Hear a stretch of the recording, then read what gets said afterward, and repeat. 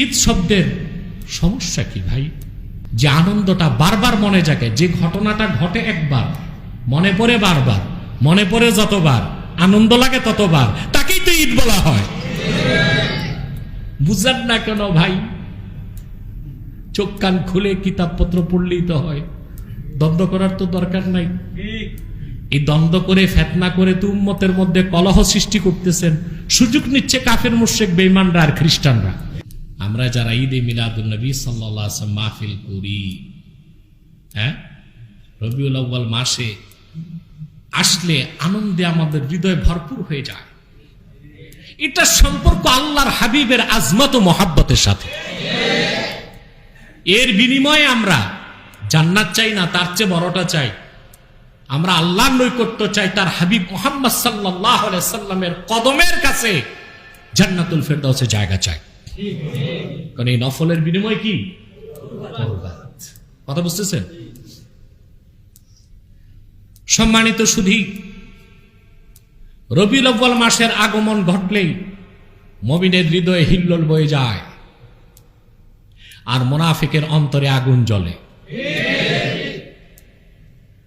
১৫০০ বছর আগে আমার নূর নবী মুহাম্মদ সাল্লাল্লাহু আলাইহি সাল্লাম যখন মক্কাতুল মুকাররমায় হযরত মা আমিনার রহম থেকে তাশরিফ নিয়ে এসেছেন, আনন্দে আল্লাহর আকাশ হেসেছে। আবু তালেবের এক বোন ছিল, নাম ফাতেমা। তিনি বলেন, আমি আমিনার ঘরের সামনে দাঁড়ায় ছিলাম, দেখলাম আকাশের নক্ষত্রগুলো ঝুঁকে যাচ্ছে নিচের দিকে। সুবহানাল্লাহ বিহামদিহি। আনন্দের হিল্লোল বয়ে গেছে সৃষ্টি জগতে। আয়েশা রাদিয়াল্লাহু তাআলা আনহা বলেন, মক্কা মুকাররমায় ওই মুহূর্তে এক ইহুদি ব্যবসা করত। ইহুদি দৌড়ায় এসে বলতে লাগলো,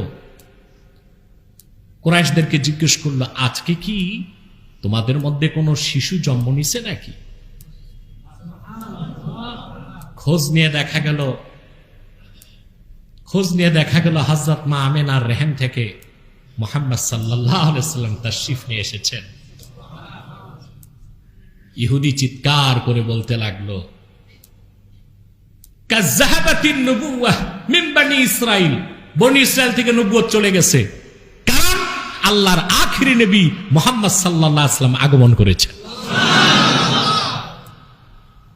আনন্দের জোয়ার বয়ে গেছে গোটা সৃষ্টি জগতে, কুল কায়নাতে, আলামে মালাকুতে, ধুলোকে ভুলোকে।